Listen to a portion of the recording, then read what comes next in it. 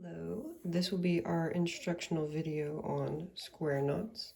So, not saying that you have to watch in any particular order, you can do whatever you want, but this is following the video on half-hitched knots, and you can see I've reset my dowel, got rid of all my little half-hitched knots, and I'm all set up to begin my square knots. So, actually, for the purposes of instruction, I'm actually going to move this bundle of yarn off to the side. And we're just going to start using 2 of our pieces of yarn or 4 of our strands. And what we're going to do is, unlike our half hitch knot, which only had 1 anchor cord, square knots will have 2 anchor cords. But fortunately, the anchor cords will stay the anchor cords the whole time. So what I'm going to do is I'm going to tape these down. You kind of can't see where I'm taping. It's a little slightly off camera, but I'm just going to tape them to keep them nice and secure. See, kind of play them a little bit, kind of fun. And this is just going to keep them right where they need to be the whole time that we're making our square knots. So I'm going to start with my first working yarn. I'm actually going to start with this one. It's usually the one I start with. Square knots can be a little complicated. They do require a little bit of practice, but you'll find that in no time you'll probably be pretty good at it. So let's just adjust our camera to get a nice good angle of our square knot. Excellent. Okay, so taking my first working cord, what I'm going to do is I'm going to go over my anchors and under my left working cord. This is slightly hard to show when I'm doing it kind of standing up, but when you work on a surface, it can be quite easy. So, as you can see, it is over right here and under right here. This is very important when you're making your square knots that you get the right over and under. So, taking my left working cord, which I have held right here, what I'm going to do is I'm actually going to shove it under my anchor and over my working cord. So, real quick, let's just tighten that slightly, and you can kind of see what it's supposed to look like right here. As you can see, this one has gone under this one or over, and you can kind of just see right here we've got it all set up. And then after that, I'm just going to tighten it all the way to the top. So I'm actually not done with the square knot. This right here is called a half square knot. It is an actual macrame knot. If you were to just keep doing what we just did, it would eventually start to spiral. But that can be a little complicated, and for the purposes of our craft kits, we just want to start you off on a good, nice foundation. So what we're going to do is the opposite of what we just did. So if you remember, I took this one and I put it over my anchor. So now what I'm going to do is I'm going to take it under my anchor and over my left working cord. And then, just like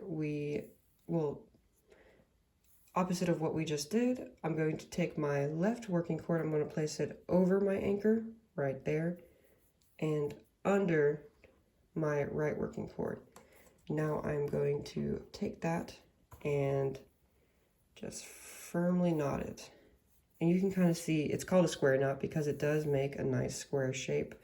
You can tell that you've made a nice, lovely square knot if there's a bit of a loop right here and these 2 strings are visible. So, just for demonstration purposes, we're just going to repeat that knot again. I go over my anchors and under my left working cord. Over, under. Then, still over, under. Then, taking my left working cord, we go under my anchor and over my right working cord. Take that, you can kind of see it. If you've done the right knot, it's going to make this shape right here. Tie it. There we go. Then, opposite of what we just did, under my working cord, under my anchor cord and over the left working cord, and then over the anchor cord and under the right working cord. So essentially, when I'm doing square knots myself, I just repeat to myself over, under, over, under, over, under, and I always want to remember where I started at. It doesn't actually matter where you start. You could either start with taking your working cord under or over, as long as you know that every single time you complete a square knot, you need to start off where you first began. So if I started with over, completed a square knot, and wanted to make another, I need to start with over again. This will give you a nice little pattern that you kind of see here. You see you've got 2, 2, 2. That's how you know you've made a nice square knot. So to kind of elaborate on what we've just done, I'm actually going to show you alternating square knots. So alternating square knots are just the same as square knots, pretty much the exact same concept, but they kind of just make this nice pattern that we would like to show you right now. Alternating square knots do the exact same thing. So what we're going to start off with is I've spaced my yarn out with these nice large gaps right here.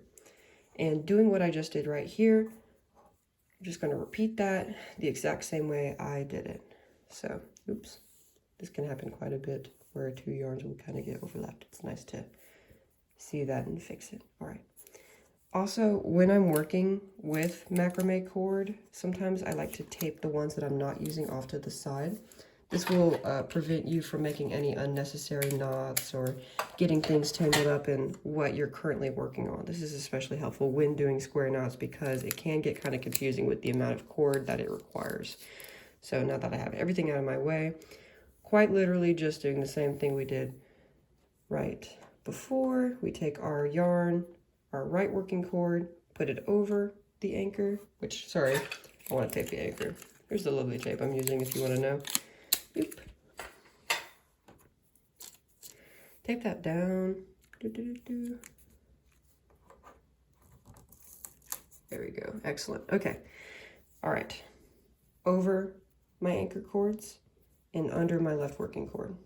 Remember, I'm repeating this so many times just so that it's very clear what's going on here because, like I said, square knots can be, or at least maybe some people get them. I was very confused. Personally, square knots confused me quite a bit for a while, but hey, practice makes perfect, right? Tighten that. There we go. Under, over, over, under. All right, just repeating that again. Under, over, over, under. There we go. So, oh, kind of got twisted. That happens sometimes. You just got to adjust it like there. There we go. So to not be redundant, I'm just going to keep repeating what I'm doing right now 4 times on all of these, but we will be doing a little time lapse so that this is not a very long video.